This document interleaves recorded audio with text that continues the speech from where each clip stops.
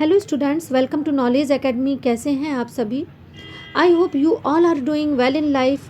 सर्वे भवन्तु सुखिनः की अभिलाषा रखते हुए आज का टॉपिक हम डिस्कस करेंगे। यह टॉपिक पॉलिटिकल साइंस से संबंधित है तथा ऑब्जेक्टिव टाइप क्वेश्चंस इसमें लिए गए हैं और इसका टॉपिक है राज्य की उत्पत्ति के विभिन्न सिद्धांत। प्रवक्ता भर्ती परीक्षा की दृष्टि से ये इम्पोर्टेंट क्वेश्चंस हैं जो कि उत्तर प्रदेश माध्यमिक शिक्षा सेवा चयन बोर्ड द्वारा आयोजित परीक्षाओं में पूछ लिए जाते हैं। इसके अतिरिक्त कॉम्पिटिटिव एग्जाम्स की दृष्टि से भी बेनिफिशियल हैं। But if you like my effort then please like, subscribe, share and motivate channel for new updates. It will be beneficial for you. You are most welcome for your suggestions and comments for teaching learning perspective. आपको जिस भी topic पर video चाहिए उसके संबंध में comments अवश्य दें. Now let's start the topic. पहला प्रश्न लेते हैं कि राज्य की उत्पत्ति का सबसे प्राचीनतम सिद्धांत कौन सा है? इसमें जो करेक्ट आंसर है वह बा है, दैवीय उत्पत्ति का सिद्धांत। यहाँ पर मैं आपको पुनः रिकॉल कराना चाहूँगी कि राज्य की उत्पत्ति के विभिन्न सिद्धांतों के संबंध में मैंने वीडियोस बनाए हैं, चाहे वह दैवीय उत्पत्ति के सिद्धांत से संबंधित संकल्पना हो या उदारवादी हो, लोक कल्याणकारी संकल्पना हो, इन सभी टॉपिक्स पर चैनल पर आपको वीडियोस मिल जाएंगे। If you are desirous to see, then please see. It will be beneficial for you. अतः राज्य की उत्पत्ति का सबसे प्राचीनतम सिद्धांत दैवीय उत्पत्ति का सिद्धांत है। ये इसका सही आंसर है। मूविंग टू नेक्स्ट क्वेश्चन, निम्न में से कौन से सिद्धांत राज्य की उत्पत्ति का उदारवादी सिद्धांत माना जाता है? तो इसमें 4 ऑप्शंस हैं, but the correct answer is सामाजिक समझौता एवं विकासवादी सिद्धांत, यानी द इसका राइट आंसर है। मूविंग टू नेक्स्ट क्वेश्चन, राज्य की उत्पत्ति के उदारवादी सिद्धांत ने निम्न में से किस सिद्धांत की जड़ें नहीं उखाड़ी हैं? तो इसमें 4 ऑप्शंस हैं और इसका जो सही आंसर है वह सा है, यानी सामाजिक समझौते का सिद्धांत। मूविंग टू नेक्स्ट क्वेश्चन, प्लेटो तथा एरिस्टोटल द्वारा प्रतिपादित राज्य की उत्पत्ति का सिद्धांत निम्न में से कौन सा है? तो इसका जो सही उत्तर है वह आ है, यानी प्राकृतिक सिद्धांत। मूविंग टू नेक्स्ट क्वेश्चन, राज्य का निर्माण ठीक उसी तरह स्वाभाविक तथा प्राकृतिक है जिस तरह से मानव का जन्म। राज्य की उत्पत्ति के बारे में उक्त धारणा में निम्न में से कौन से विचारक विश्वास करते हैं? तो इसका जो सही आंसर है वह स है, यानी प्लेटो एवं एरिस्टोटल। इनका मानना है, इन विचारकों का मानना है कि राज्य का निर्माण स्वाभाविक एवं प्राकृतिक तरीके से हुआ है। अगला प्रश्न दैवीय उत्पत्ति के सिद्धांत के संबंध में है कि दैवीय उत्पत्ति सिद्धांत के अनुसार राज्य की रचना किसके द्वारा की गई है? तो इसमें 4 ऑप्शंस हैं, जनता, राजा, पोप एवं ईश्वर। तो इसमें जो सही आंसर है वह द है, यानी ईश्वर। दैवीय उत्पत्ति के सिद्धांत के अनुसार राज्य की रचना ईश्वर के द्वारा की गई है। मूविंग टू नेक्स्ट क्वेश्चन, निम्न में से कौन सा वक्तव्य गलत है? इसमें भी 4 ऑप्शंस हैं, लेकिन जो सही आंसर है वह सा है कि ईश्वर को राजा का प्रतिनिधि माना गया। तो यह गलत है, क्योंकि वास्तव में ईश्वर राजा का प्रतिनिधि नहीं है, वरन राजा को ईश्वर का प्रतिनिधि माना जाता है दैवीय उत्पत्ति सिद्धांत के अनुसार। नेक्स्ट क्वेश्चन, दैवीय उत्पत्ति सिद्धांत के अनुसार राजा निम्न में से किसके प्रति उत्तरदायी है? दैवीय उत्पत्ति सिद्धांत के अनुसार राजा ईश्वर के प्रति उत्तरदायी होता है, अतः इसका सही आंसर बा है, यानी ईश्वर। मूविंग टू नेक्स्ट क्वेश्चन, राज्य की उत्पत्ति के दैवीय सिद्धांत के सर्वप्रथम प्रवर्तक थे? तो इसका सही आंसर स है, यानी यहूदी। राज्य की उत्पत्ति के दैवीय सिद्धांत के समर्थक सर्वप्रथम यहूदी थे। मूविंग टू नेक्स्ट क्वेश्चन, निम्न में से कौन राज्य को मनुष्य की स्वाभाविक या प्राकृतिक संस्था मानते थे? तो इसका सही आंसर सा है, यानी यूनानी। मूविंग टू नेक्स्ट क्वेश्चन, निम्न में से कहाँ राजा को सूर्य पुत्र माना जाता था? तो इसका सही आंसर ब है, यानी जापान। दैवीय उत्पत्ति सिद्धांत के अनुसार राजा ईश्वर का प्रतिनिधि होता है। इसका सही आंसर आ है कि ईश्वर का प्रतिनिधि होता है। कौन होता है? राजा होता है, यानी दैवीय उत्पत्ति सिद्धांत के अनुसार राजा ईश्वर का प्रतिनिधि होता है। Moving to next question, Robert Filmer और इंग्लैंड का राजा जेम्स किस सिद्धांत के समर्थक थे? तो इसका सही आंसर ब है, यानी दैवीय सिद्धांत। मूविंग टू नेक्स्ट क्वेश्चन, राजाओं को देवता कहना बिल्कुल ठीक है क्योंकि वे पृथ्वी पर दैवीय शक्ति की तरह व्यवहार करते हैं। यह कथन निम्न में से किसका है? यह जो प्रश्न है यह भी दैवीय उत्पत्ति सिद्धांत पर ही आधारित है और इसका सही आंसर आ है, यानी जेम्स प्रथम। मूविंग टू नेक्स्ट क्वेश्चन, राज्य की उत्पत्ति के निम्न सिद्धांतों में से आगे चलकर किस सिद्धांत की परिणति राजाओं की निरंकुशता में हो गई? तो इसका सही आंसर दैवीय सिद्धांत है। इस तरह बा इसका सही आंसर है। मूविंग टू नेक्स्ट क्वेश्चन, निम्नलिखित में से कौन सी मान्यता दैवीय उत्पत्ति के सिद्धांत से संबंधित नहीं है? तो इसका सही आंसर है कि राजा का प्रतिनिधि ईश्वर है तथा राज्य सत्ता ईश्वर द्वारा प्रदत्त है। दैवीय उत्पत्ति के सिद्धांत में ऐसा माना जाता है कि राजा का प्रतिनिधि ईश्वर है तथा राज्य सत्ता ईश्वर प्रदत्त है। मूविंग टू नेक्स्ट क्वेश्चन, दैवीय उत्पत्ति सिद्धांत के पतन का निम्न में से प्रमुख कारण कौन सा है? तो इसका जो सही आंसर है वह सा है, लोकतंत्रवाद की भावना का विकास।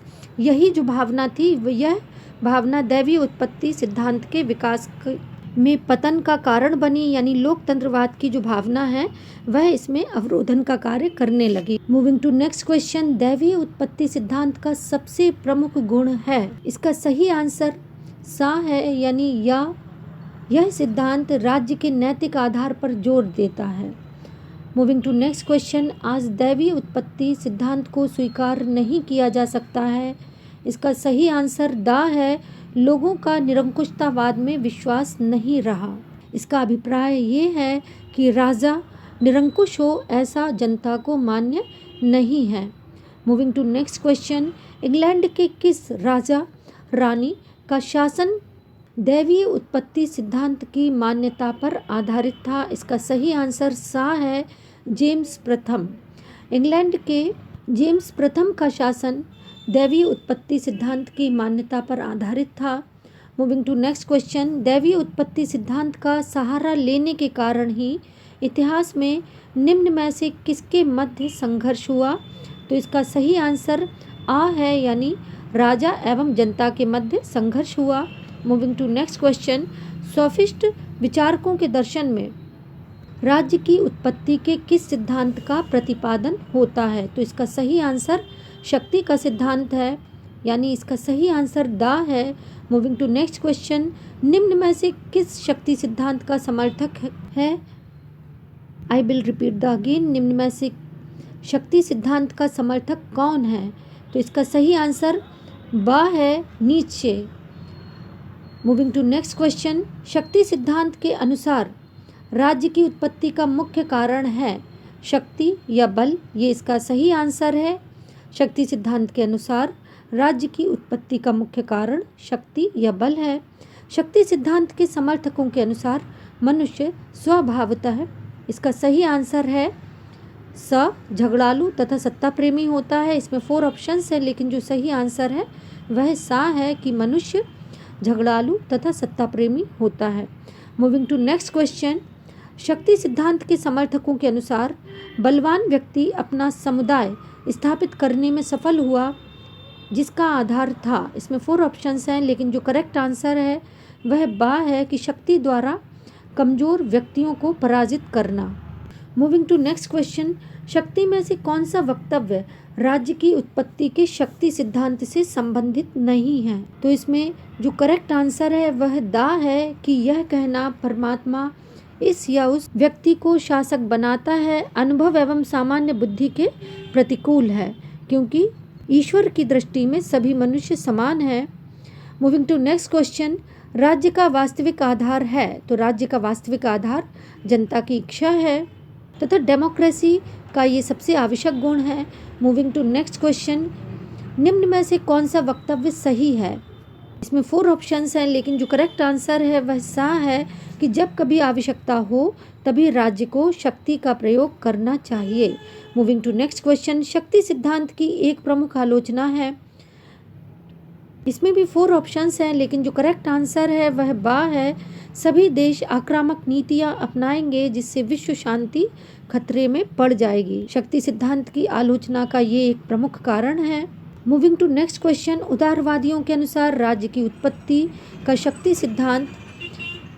इसमें भी 4 ऑप्शंस हैं, लेकिन जो करेक्ट आंसर है वह आ है। तानाशाही राज्य का आधार है, यानी उदारवादियों के अनुसार राज्य की उत्पत्ति का शक्ति सिद्धांत तानाशाही राज्य का आधार है। मूविंग टू नेक्स्ट क्वेश्चन, निम्नलिखित में से कौन सा वक्तव्य गलत है? तो इसमें भी 4 ऑप्शंस हैं, लेकिन जो करेक्ट आंसर है वह दा है कि राज्य एक प्राकृतिक संस्था है। इस विचार का सोफिस्टों ने समर्थन किया था। मूविंग टू नेक्स्ट क्वेश्चन, राज्य की उत्पत्ति का यह कौन सा सिद्धांत है जो राज्य को मनुष्य द्वारा निर्मित संस्था मानता है? तो इसमें करेक्ट आंसर सा है, सामाजिक समझौते का सिद्धांत, सोशल कॉन्ट्रैक्ट थ्योरी। सामाजिक समझौते के सिद्धांत के संबंध में भी मैंने वीडियोस बनाए हैं। आप अपने कॉन्सेप्ट को क्लियर करना चाहें तो उन्हें अवश्य देखें, that will be beneficial for you. Moving to next question, राज्य व्यक्ति की रचना है, इस मत का संबंध राज्य की उत्पत्ति के किस सिद्धांत से है? तो इसका सही आंसर आ है, सामाजिक समझौते का सिद्धांत। मूविंग टू नेक्स्ट क्वेश्चन, पूंजीवादी व्यवस्था के आरंभ ने अपनी स्थिति को सुदृढ़ बनाने के लिए जिन नए नए आयामों तथा सिद्धांतों को खोजा, उसी में से एक प्रयास था। इसमें जो सही आंसर है वह सा है, सामाजिक समझौते का सिद्धांत। मूविंग टू नेक्स्ट क्वेश्चन, सामाजिक समझौता सिद्धांत का सार है जन सहमति। इसका जो करेक्ट आंसर है वह आ है, जन सहमति। Moving to next question, Mahabharata के शांति पर्व में राज्य की उत्पत्ति से संबंधित किस राज्य की उपस्थिति का संकेत मिलता है? तो इसका सही आंसर दा है, समझौते का सिद्धांत। Moving to next question, Kautilya के प्रसिद्ध ग्रंथ अर्थशास्त्र में राज्य की उत्पत्ति से संबंधित किस सिद्धांत की उपस्थिति का संकेत मिलता है? तो इसमें जो सही आंसर है वह सा है, यानी समझौते का सिद्धांत। सोशल कॉन्ट्रैक्ट थ्योरी के संदर्भ में चर्चा की गई है। मूविंग टू नेक्स्ट क्वेश्चन, इस सिद्धांत के अनुसार राज्य एक ईश्वरीय रचना नहीं है, वह एक मानव निर्मित संस्था है, वह प्राकृतिक नहीं है, कृत्रिम है। निम्न में से उक्त वक्तव्य से संबंधित कौन सा सिद्धांत है? तो इसका सही आंसर है बा, यानी समझौते का सिद्धांत। मूविंग टू नेक्स्ट क्वेश्चन, उदारवाद के आधार स्तंभ के रूप में निम्न में से किसका नाम राजनीतिक दर्शन के इतिहास में अमर है? तो इसका सही आंसर बा है, John Locke. Moving to next question, मानवीय स्वतंत्रता के इस प्रहरी को उदारवाद की आत्मा का नाम ठीक ही दिया गया है, यह प्रहरी कौन सा है? तो इसका सही आंसर है जॉन लॉक, बा। Moving to next question, Stuart वंशी राजा को गद्दी से उतारने तथा विलियम ऑफ ऑरेंज को गद्दी पर बैठाने के षड्यंत्र में सक्रिय रूप से किस दार्शनिक ने भाग लिया?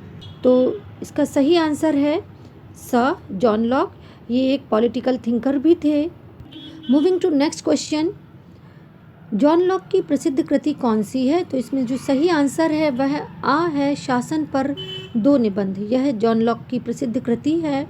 मूविंग टू नेक्स्ट क्वेश्चन, इस ग्रंथ के बारे में प्रोफेसर वाहन ने लिखा है कि दोनों निबंध एक दुनाली बंदूक की तरह है, जिसमें एक नली फिल्मर की ओर तथा दूसरी हॉब्स की ओर निशाना साधे हुए है। यह ग्रंथ किसकी कृति है? इसका सही आंसर है जॉन लॉक, आ। मूविंग टू नेक्स्ट क्वेश्चन, यह कौन सा ग्रंथ है जिसने 1688 की गौरवपूर्ण क्रांति के लिए सैद्धांतिक आधार प्रस्तुत किया? तो इसका सही आंसर सा है, शासन पर 2 निबंध। यह पुस्तक जॉन लॉक की है। मूविंग टू नेक्स्ट क्वेश्चन, वह कौन सा विचारक है जो 1688 की गौरवपूर्ण क्रांति की घटना से संबंधित अभिप्राय है, गौरवपूर्ण क्रांति की घटना से सर्वाधिक प्रभावित हुआ? तो इसका जो सही आंसर है वह बा है, John Locke. Moving to next question, Locke के अनुसार मनुष्य की प्रमुख विशेषता है। इट्स राइट आंसर इज बुद्धिमान तथा विचारवान प्राणी होना। नेक्स्ट क्वेश्चन, लॉक के अनुसार मनुष्य एक नैतिक प्राणी है। इट्स राइट आंसर इज बा। मूविंग टू नेक्स्ट क्वेश्चन, निम्न में से कौन सा वक्तव्य गलत है? तो इट्स राइट आंसर इज सा। हॉब्स का मनुष्य परोपकारी है, जबकि लॉक का मनुष्य घोर स्वार्थी है, अतः यह गलत वक्तव्य है। निम्न में से किस विचारक के अनुसार प्राकृतिक अवस्था में 3 प्रकार के अधिकार प्राप्त थे? Its right answer is John Locke. Moving to next question, यह प्राकृतिक अवस्था स्वर्ण युग की अवस्था है, क्योंकि यह अवस्था पारस्परिक संघर्ष की अवस्था नहीं थी। इसमें शांति और विवेक का आधिक्य था। यह किससे संबंधित कथन है? तो its right answer is John Locke यानी बा। That's all for today. Please take care of your self. Thank you and thank you for being with me.